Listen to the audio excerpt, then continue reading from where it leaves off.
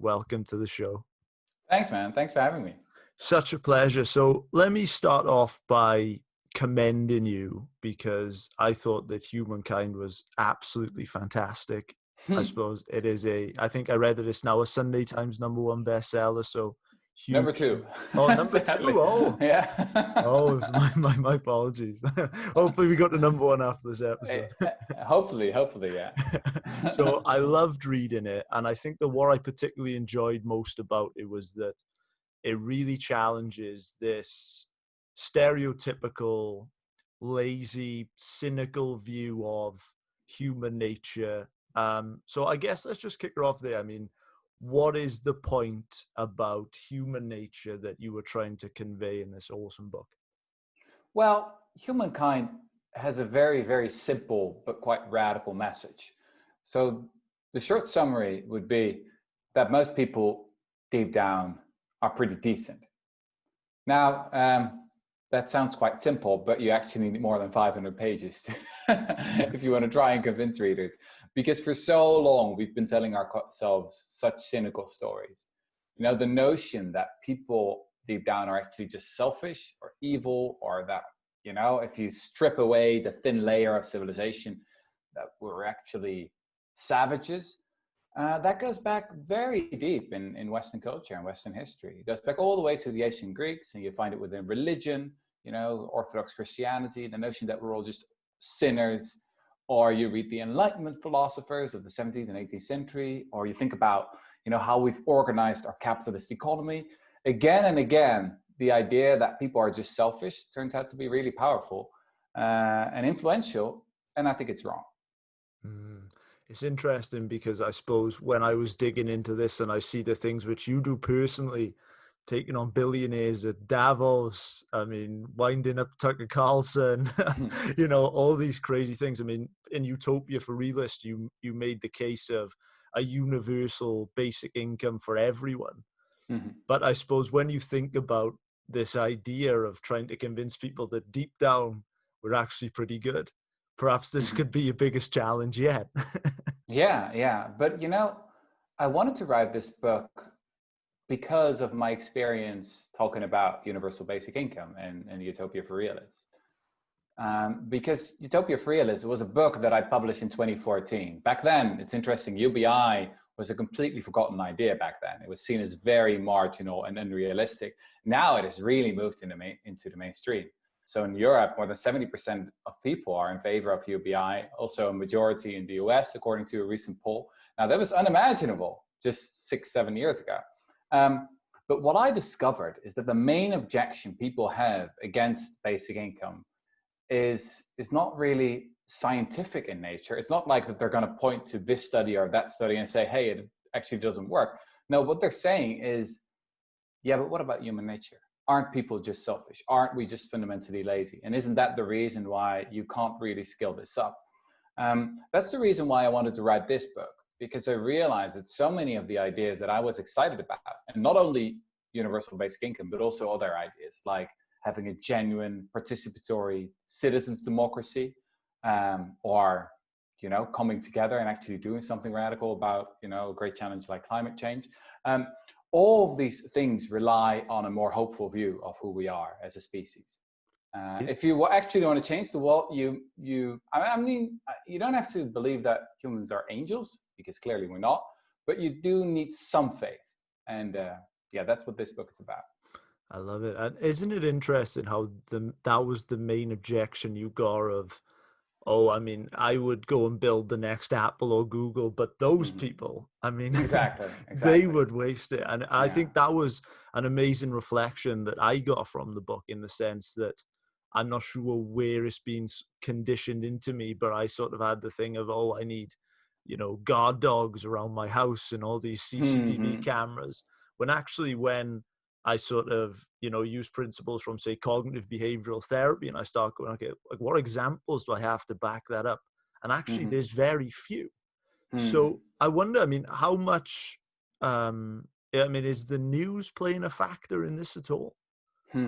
Absolutely. So This is obviously the big question. If human beings are really so nice and warm and friendly, and this is indeed what biologists have been arguing in the past couple of years, they really say that our secret superpower as a species is that we've evolved to be friendly and to work together. Survival of the friendliest is their terminology. Now, if that is true, then why don't we really think that? Why are we so often suspicious of other people? And, you know, I think you can write a library full of books about that. I sort of have, I think, 4 reasons for that. So the first one is the one you already mentioned, is really our sources of information, our system of information, which is, you know, mainly the news. I mean, we know our friends and our families and our coworkers, but when we think about those other people far away, we have to rely on journalism, on the news. And the news is mostly about things that go wrong, about exceptions, about corruption, violence, terrorism. So if you hear about all these exceptions all the time, then at the end of the day, you'll have a very bleak view of humanity. There's a term for this actually in psychology. So psychologists talk about mean world syndrome, something that you get from following too much of the news. So that's one reason. The other reasons are, you know, the idea that we're selfish is just deeply embedded in our culture. I think it's a very Western idea as well. As I said, goes back all the way to the ancient Greeks. Third reason could be that it's in the interest of those in power. Because cynicism is a great legitimization of hierarchy.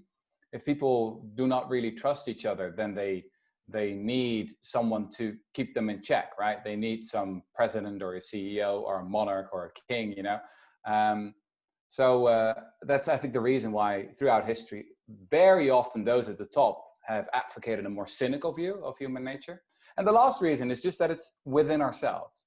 So again, psychologists have a term for this. They talk about negativity bias, is that we tend to focus more on the negative than on the positive. And there's probably some evolutionary reason for this.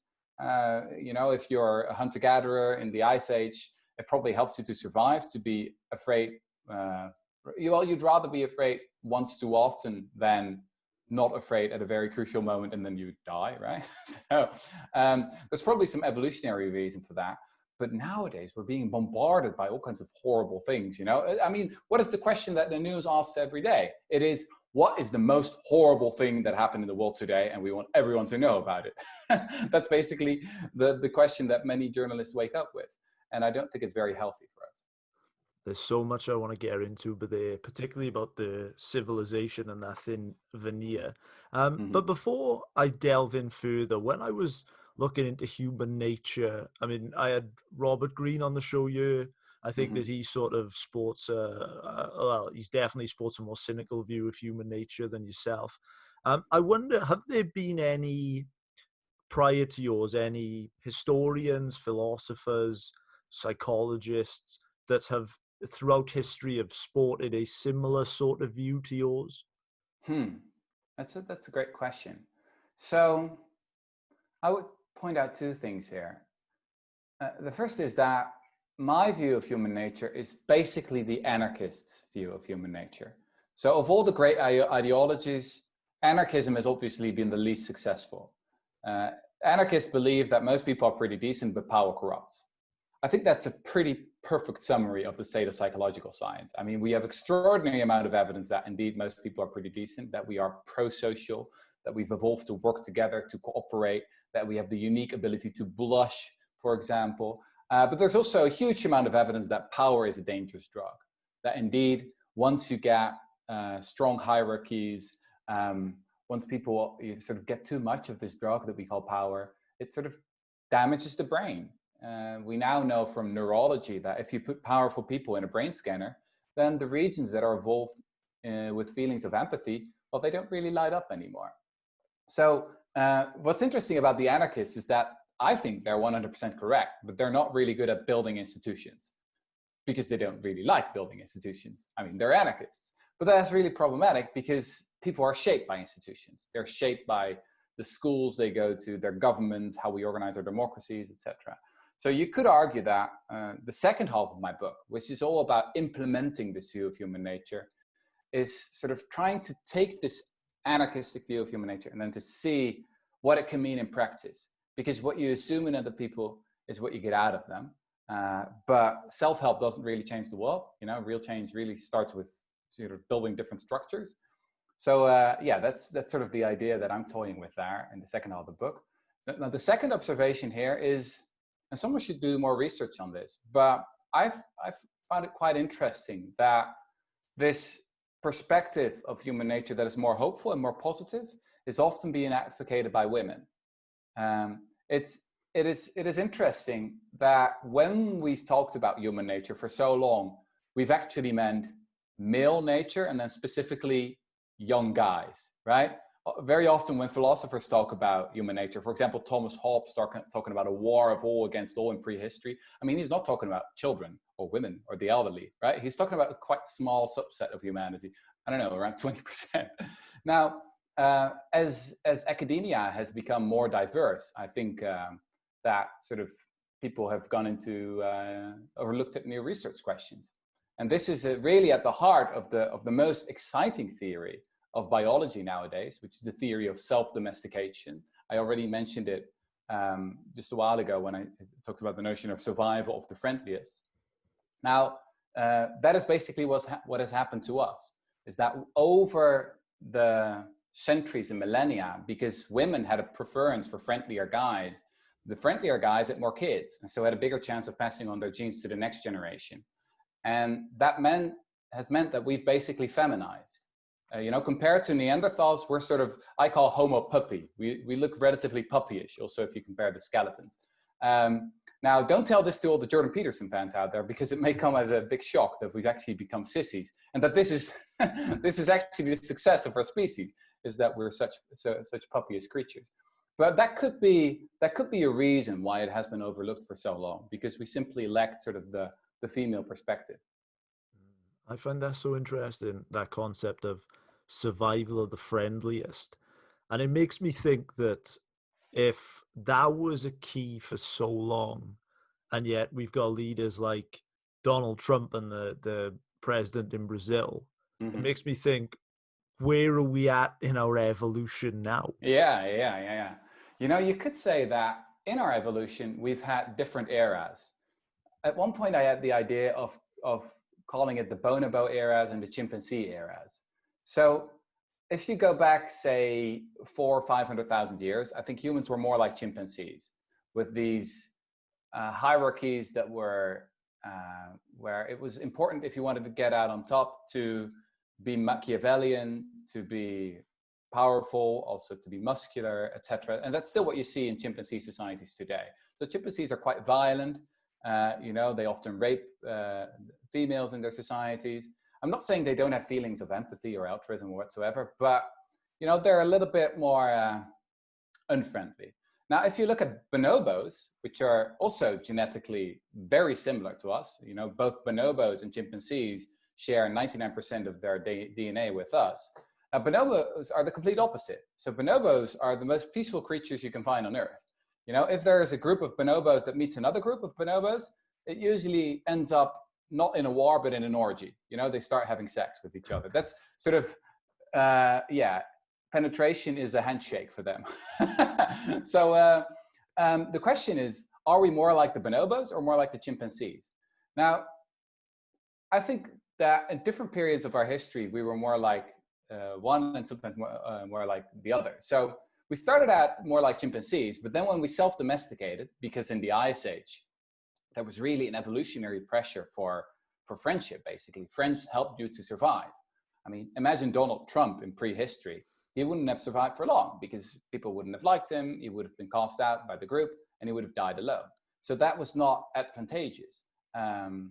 So there was this evolutionary pressure for friendship, and we domesticated. And I mean, there's so much evidence for this now. As I said, you can really see it within our own bodies today. One of the most interesting pieces of evidence, I think, is that humans have the unique ability to blush. We are the only species in the whole animal kingdom, apart from some parrots maybe, but there's limited evidence so far. But it's really quite a unique ability that we blush, that we involuntarily give away our feelings, basically in order to establish trust. Now, that's not very Machiavellian. If you look at chimpanzees again, chimpanzees have these very different faces, much less expressive than we have. Now, the question is, what era are we in now? And you could argue that from the moment we settled down 10,000 years ago and we started living in villages and cities, that the chimpanzee came back. I mean, we can really see in the archaeological record that settling down and inventing agriculture was a huge, huge mistake. Basically, everything went wrong then. Our health deteriorated, our diet deteriorated, the age of warfare began. We got all these hierarchies, patriarchy, you name it. And since then, I think the selection pressure has gone a little bit in the other way. I mean, it's still a short time, so it's hard to say what sort of the long-term consequences will be, because 10,000 years, I mean, that's really nothing in evolutionary history. But there's some evidence that since then, sort of the machos have done better. Machos and sort of what you can call survival of the shameless, that works much better in a hierarchical society. And that is obviously what we see in some of our political systems. I mean, where the most shameless people, you know, the Bolsonaros and the Trumps and the Boris Johnsons, the people who you can't really imagine blushing, you know, they're doing much better. While sort of the feminized politicians, well, some of them are doing well. I mean, you can talk about Justin Trudeau or like the actual women, like Jacinda Ardern or Angela Merkel. So that is, I guess, the big tension that is going on. And maybe the big question for our future will be, are we going to be more like the chimpanzee or more like the bonobo? So interesting. I love that concept of that we were survival the friendliest, and now we've moved to survival of the Machiavellian or survival of the shameless. And like you, I really hope we go back the other way. So I would love to pick up on that sort of the evolutionary aspects of it, because what I found so interesting in the book was that you give these great examples, and one of them which really stuck out in my mind was that you talked about war, and you talked about soldiers, you know, being reluctant to kill people with bayonets. And I think that the one which hit me, and I hadn't really conceptualized this before, was you made this case of, if we were destined to be savages evolutionarily and we were destined to kill each other, then we wouldn't have things like PTSD and soldiers coming home with depression and whatnot.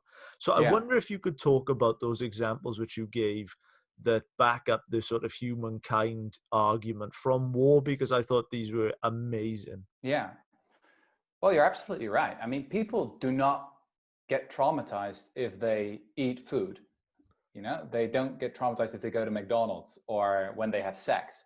Well, sex sometimes if it's involuntarily, but mostly, I mean, we enjoy sex because it's good for us. And there's a reason we like it, because there's probably an evolutionary advantage, right? If we don't have sex, then we die out as a species. So you don't need a PhD to understand that. Now, the strange thing about violence is that we often become traumatized by it. Indeed, especially killing someone else. If you have a soldier, you drafted soldier, send them into a war, then often they come back with PTSD. Now, that's strange, isn't it? Because we've been taught for a very long time, and this is still the message of many Hollywood movies and series like Game of Thrones, and you name it. We've been taught that violence is easy. I mean, we're supposed to be these savages who, in certain situations, when the veneer of our civilization breaks down, that, you know, that we should just shoot to kill and that we intuitively understand what to do. But actually, very much the opposite happens.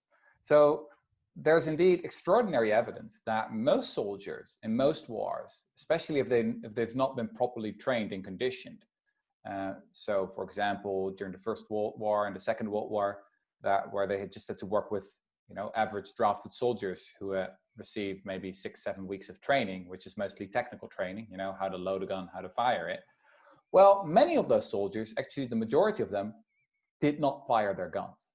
They couldn't do it, which is really strange. Again, it makes you question everything basically about the psychology of violence. The first one who noticed this was an American historian and military man named S.L.A. Marshall. In 1944 and 1945, he traveled with American troops, both in the Pacific and in Europe. And he was indeed one of the first ones to discover that many of the soldiers didn't fire their guns. His estimate, which was a rough estimate, it was sort of basically an intuition, that was that only 15 to 25% of soldiers actually did fire their guns. Now, that became a quite controversial finding because the question was, were his statistics really reliable? And obviously, this really goes against the worldview of some people.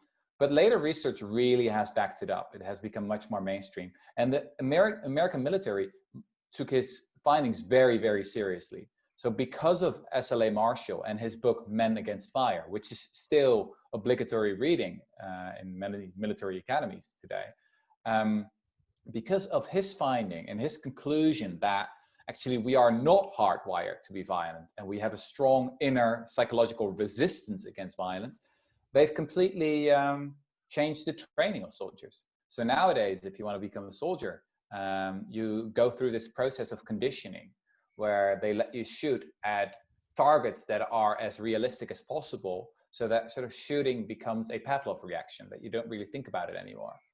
And that has really succeeded. So we know that in the war in Vietnam and also the Iraq War, many more veterans came back who actually did kill enemy combatants, but they paid a quite high price for that. So also incidence of PTSD has really gone up since then.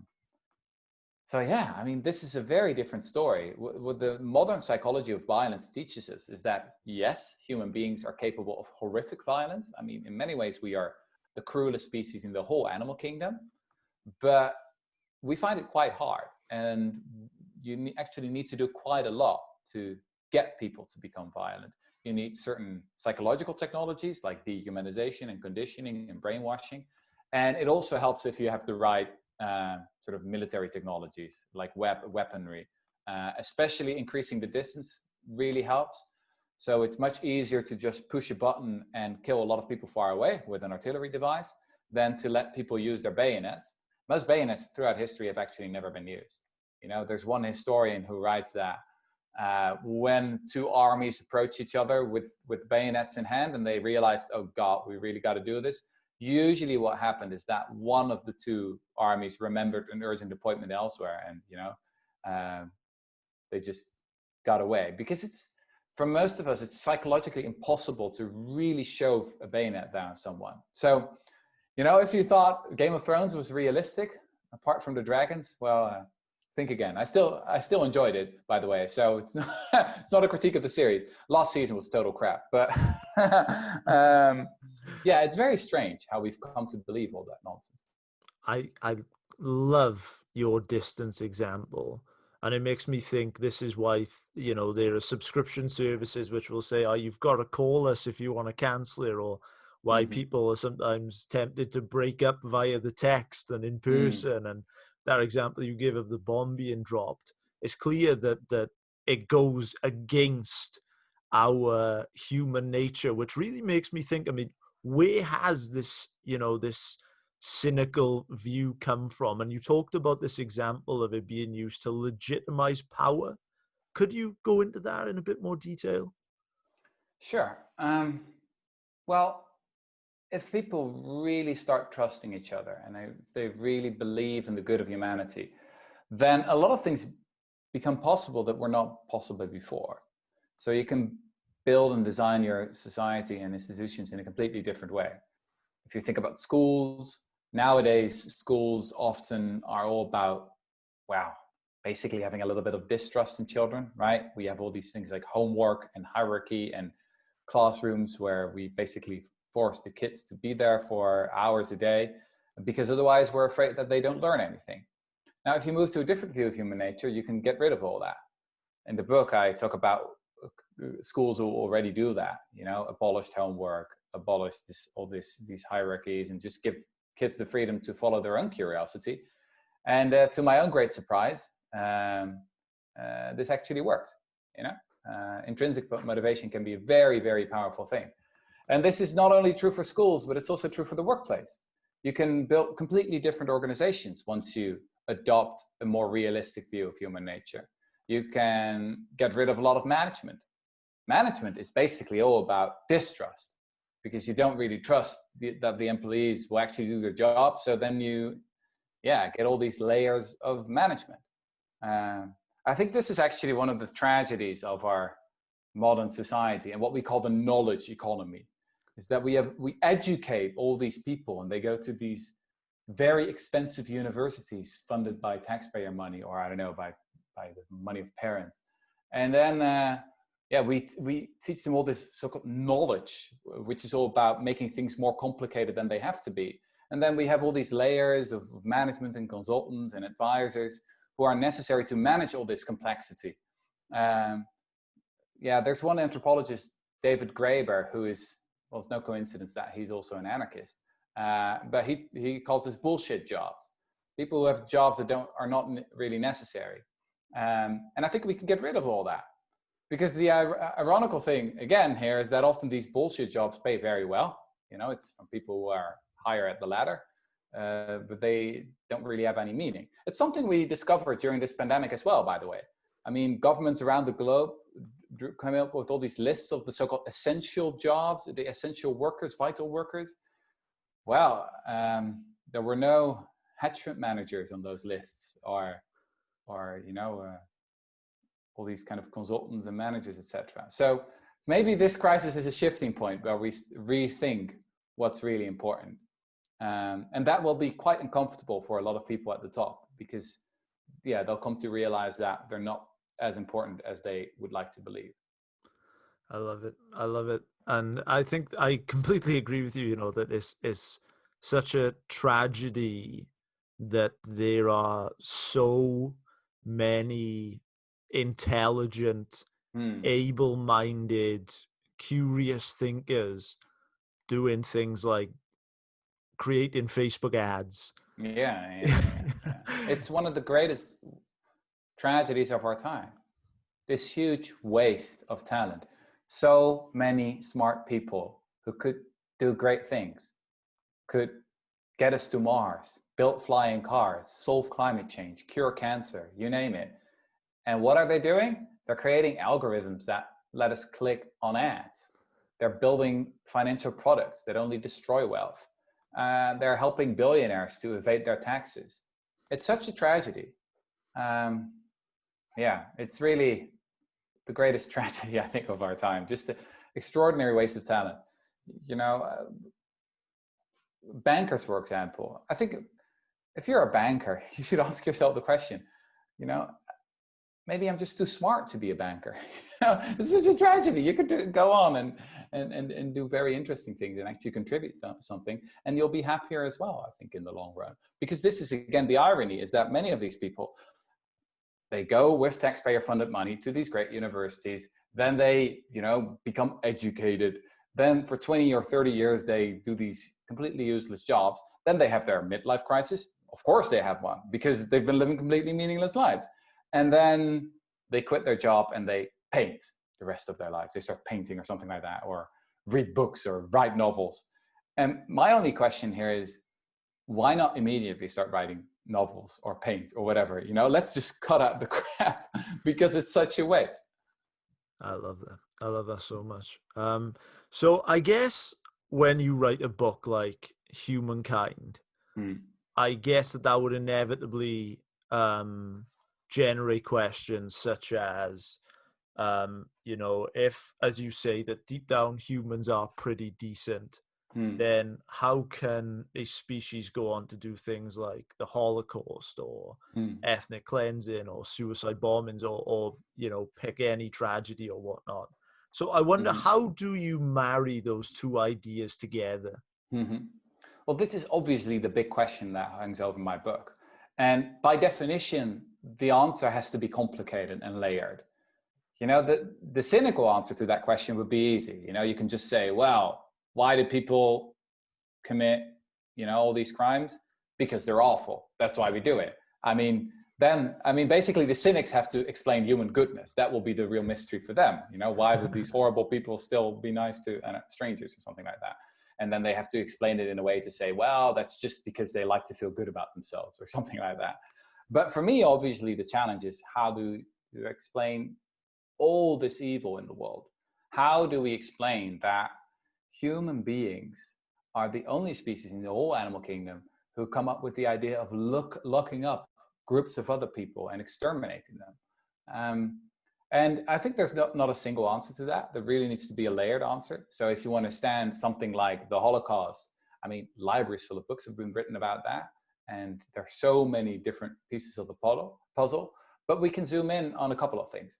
So first thing is that genocides are highly moralized, right? They're highly moral undertakings. They're not like these sadistic things where the people who perpetrate them say, well, we just enjoy violence. We just like killing random groups of people. That's never the case. It's always, they make the case that this group is really evil and that they want to improve the world and protect their own people from that evil group who's really an infection, etc. That's always how it goes. And sometimes even, or actually quite often, the people who perpetrate the genocide sort of admit that it's really hard for them. So there's this really shocking speech that Himmler once gave, the leader of the SS, where he said to, this at the time that was a secret speech, obviously, but we now know about that. And he said to his, basically the people who are under his command, that it was going to be really hard and it was almost inhuman what they were doing, but it was still the right thing. So they really had to convince themselves with this crazy ideology that they were actually improving the world. That is, I think, the dark truth at the heart of my book, that even though human beings have evolved to be friendly, we quite often do the most horrible things in the name of friendliness and of comradeship and of loyalty.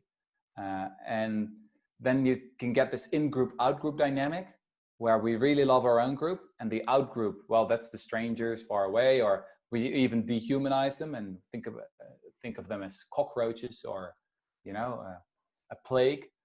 And then you can do things that you can normally never do with human beings that are really hard to do.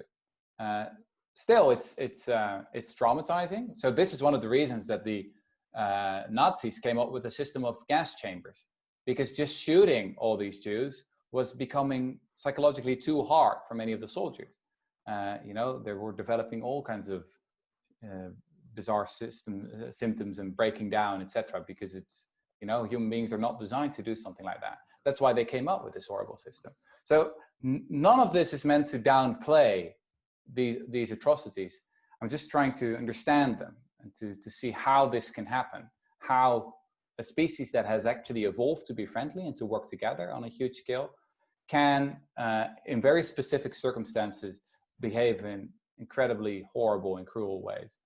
That's so interesting. And in the same way, I imagine that if most people had to kill their own pigs rather than, through industrial plants, I mean, the world would probably would probably be extinct of berries very, very quickly. Yeah, absolutely. Well, that's true for so many things we do. If we would actually align our behavior with what we believe, so many things would change. We couldn't consume most of the products we're consuming right now because the clothes we're wearing, what's behind all of that? How much child labor is behind that? How much pollution, how much abuse of workers in other countries is behind our clothes? And this is especially true, you're absolutely right, when we talk about animals. You could make the case, and Yuval Noah Harari, the historian, who's written this fantastic book, Sapiens, and I disagree with him on quite a lot of points, but I really agree where he says that, industrial farming is probably the greatest crime in all of human history, because the scale of it, one estimate is that we slaughter around 65 billion animals each year. So what is it? It would take around, 30, 40 days to slaughter as many animals as there are humans on the planet. And that happens again and again and again and again and again. And the more we learn about the consciousness of these animals, about their, about their mental lives, the more shocking it becomes. Because it turns out that they're actually quite smart. They have feelings of empathy. They mourn for their dead. Pigs, for example, that's really shocking. pigs are often smarter than human toddlers of around 2 years old. If you have a human toddler and let the toddler compete with the pig on an intelligence test, very often the pigs win. I mean, this is one of the arguments I make at the beginning of the book, is that human beings are absolutely unimpressive in intelligence tests. We're not really smart. We're not very good at arithmetic or causal reasoning or something like that. And we often are outperformed by chimpanzees or by pigs. It's just that we're really good at plagiarism and learning from each other. You know, social learning is really our secret superpower. And that's why we've been able to build cultures and learn from each other. You know, that we actually remember inventions. Now, monkeys do a lot of inventions, but they don't remember them. So they have to invent the wheel over and over and over again. Well, we only had to invent the wheel once or twice or 3 times maybe, but not that often, because, you know, they were passed down the generations.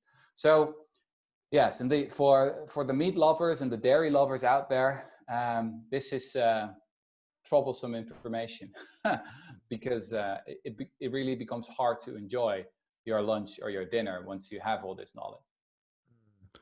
So interesting. And I want to pick up on something that you said. You know, you make this case that humans are generally decent, Mm-hmm. but power corrupts. Mm-hmm. Why does power corrupt? That is a great question. I think one of the main reasons is that if you think about something like empathy, just sort of having the ability to step in someone else's shoes, which is such an important phenomenon in human societies. There's also evidence for empathy with other animals, so it's not unique. But clearly, we've been hardwired to connect with each other. I already talked about this unique phenomenon of blushing. I can also talk about our unique eyes. So among primates, we are the only ones who have white around our irises, you know, our sclera are white, so we can track each other's gazes. With all the other primates, the chimpanzees, the bonobos, they've dark around their eyes. So if you look at them, you can't really see what they're looking at. They're a little bit like poker players wearing shades. And that's obviously not really helpful if you want to trust each other, if you can't even see what other people are looking at. So that is really central for human beings, is that we've been basically shaped by evolution to connect. Now, once you're at the top of the pyramid, all of that is not really necessary anymore. You don't really need to understand your servants, because who cares? You can just use violence to let them do what they want. You know, in normal societies, you need to talk to other people all the time. You need to understand them.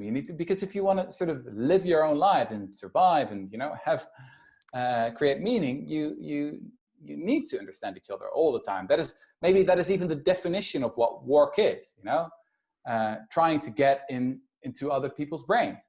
But if you're at the top, you can be lazy.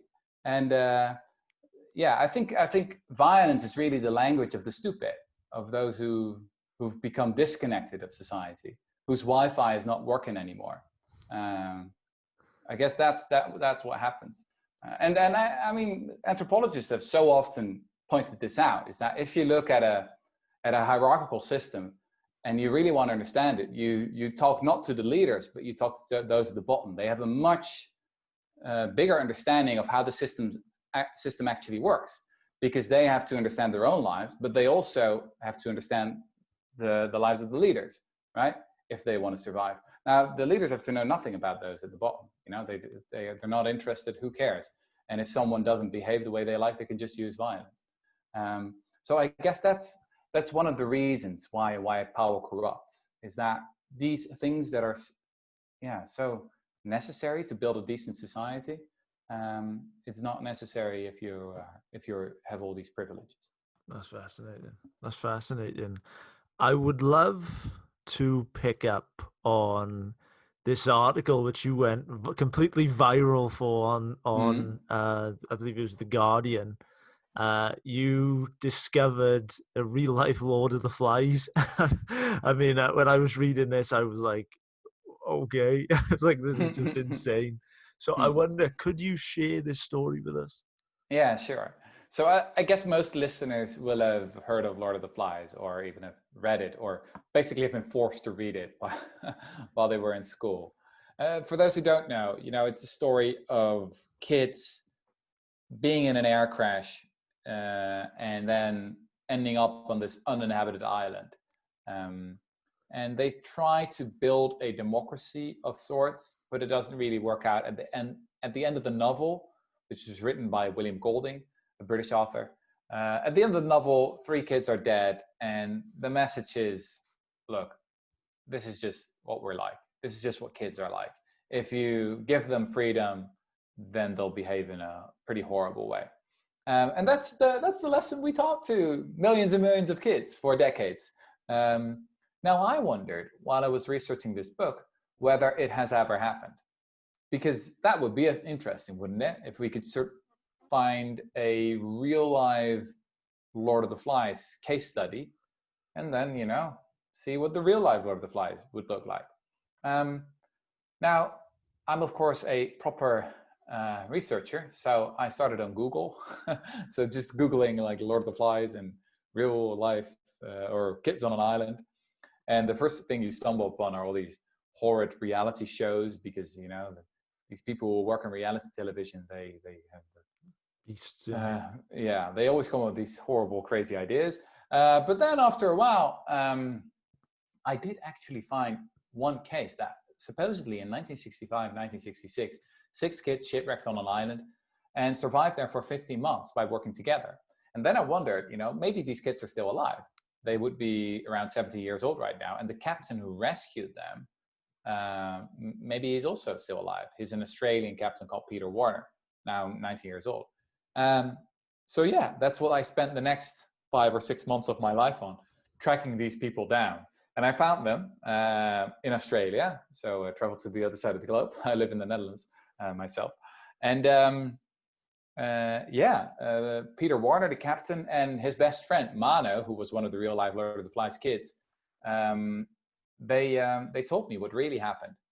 And if it would have been, this story would be a Hollywood fictional movie, and people would say, that is so unrealistic. That would never happen, But it really happened. The real Lord of the Flies is a story of friendship, of resilience, of working together in very difficult circumstances and surviving.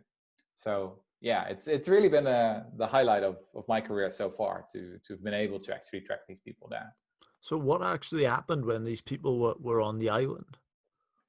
Well, it's interesting. So a couple of things. They worked together in teams of 2 to be on the lookout for ships, to tend to the garden, and to cook. Sometimes they ended up in fights, but then what they would do is that one would go to one side of the island, the other would go to the other side of the island. They would cool off a little bit, have a time out, and then come back and say sorry. That happened a couple of times during their stay there. They wanted to stay in shape, so they had their own gym with their sort of own improvised weights. Very curious. They had their own badminton court. And yeah, they made a sort of a guitar from some of the pieces of the ship that was wrecked on the island. And so they made a lot of music. And they were bored quite often, but still managed to survive. So when they were rescued after 15 months, well, rescued is maybe not even the right word, because they could have lived there for years if they would have wanted to. But when they were found by this Australian captain, they were in really good shape. Actually, one of the boys had fallen down a cliff and broken a leg, but they had managed to heal that with traditional medicine. So, in almost every single way, the real Lord of the Flies is the opposite of the fictional Lord of the Flies. Now, I do understand that it's only one story. It's just an anecdote. But if millions of kids have to read this fictional story, then why don't we also tell them about the one single time that we know of where it really happened? Because that's a completely different story. Yeah, and I think Humankind does a great job of giving these different ideas, like you're probably decent, probably so are other people too. Humans are generally pretty good, but power can corrupt. Mm-hmm. So I think that at the end of the book, you give these sort of like 10 rules for life, which, you know, I'm sure a publisher had a hand to play in that somewhere. No. I've not been corrupted by my publisher. It was actually a friend of mine who said, look, you've written a sort of a theory of everything, and you need sort of a personal ethics with that as well. So it's a theory of human nature, how we can implement that theory within our society and build different institutions. But then you gotta write a chapter about the personal implications as well, because otherwise the book is simply incomplete. Now, I wasn't sure about that because I'm not really the guy who's into self-help. You know, I think self-help often doesn't really help, because really changing the world starts with building different institutions, and we shouldn't overestimate how much difference an individual can make. I think this is sort of what we should do, is to expect a little less of individuals and expect a little more of societies and of governments and of institutions. But then again, you know, I sort of couldn't resist, because working on this book for 6 years changed my own life a little bit as well. You can't help but be influenced by this view of human nature. So that's why I wanted to, you know, just share a couple of rules for life that I came up with for myself.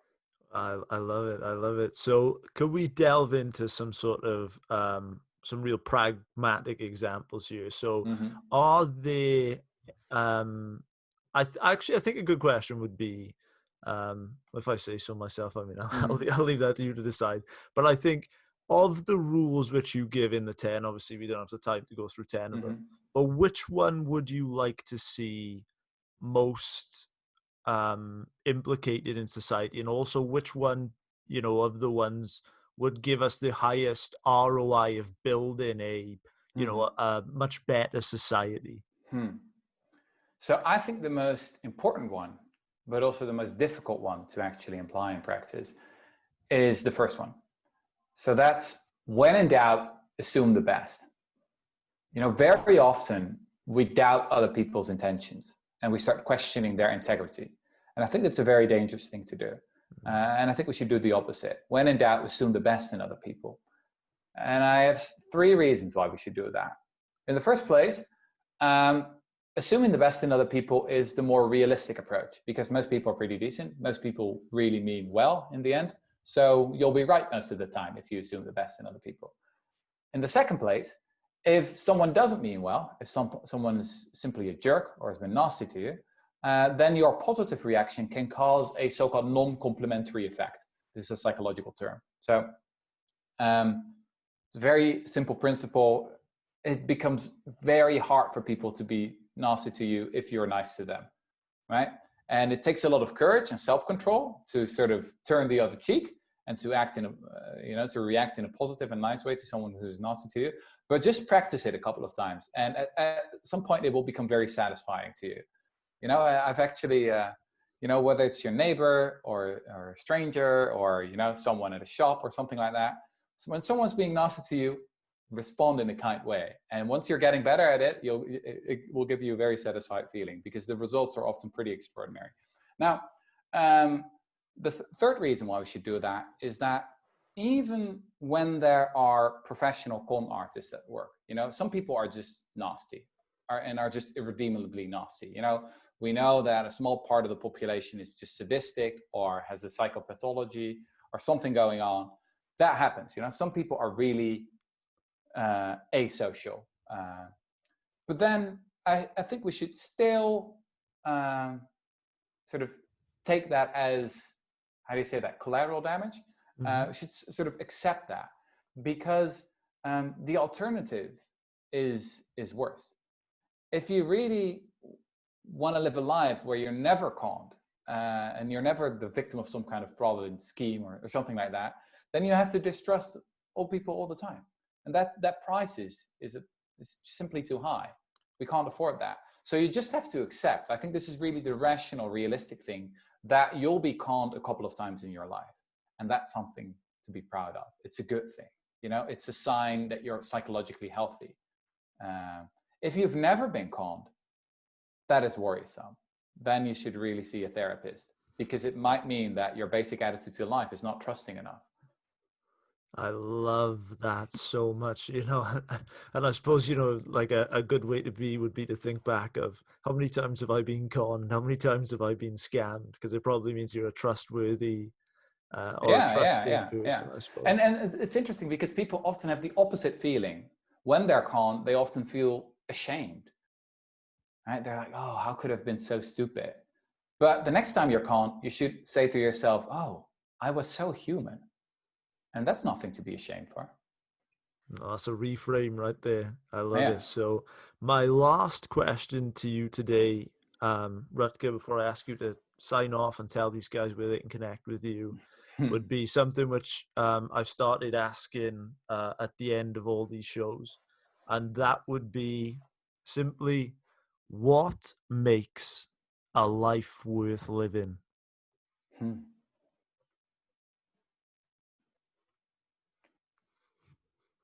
You know, I could sort of give you my own answers to that question.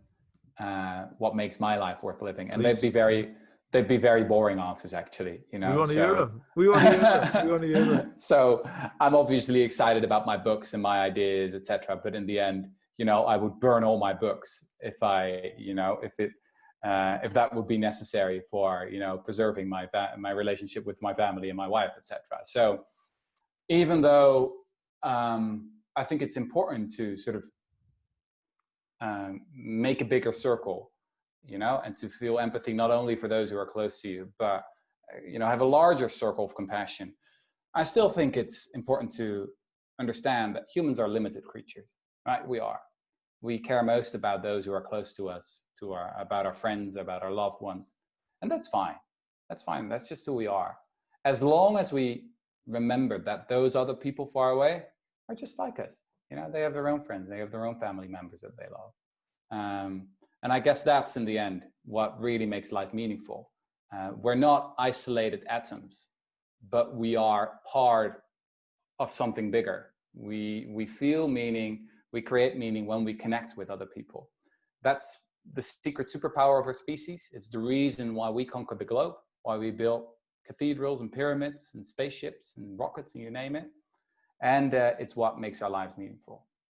I love that answer. I love that answer. Rutger, where can our Freedom Pack family connect with you? And if you've got any closing messages for us? Closing messages. Well, stop following the news, read books. And yeah, cynicism is out, man, and hope is in. I guess that's really one of the central things that I come back to again and again, is that you don't have to be an optimist, because optimism is sort of a form of complacency often. You say, oh, things will turn out to be all right. But it is a moral obligation to be hopeful, because hope impels you to act. So that's my final message to your listeners. And where can these guys connect with you online? Are you on the socials? Yeah, of course. I'm on Twitter, but I don't tweet much. I'm on Facebook as well, actually. But yeah, it's best just to wait for another book. That'll probably take 4 years, but maybe start with Humankind first. Start with Humankind, and maybe you'll find another real life Lord of the Flies in the meantime. Yeah, well, maybe we'll see.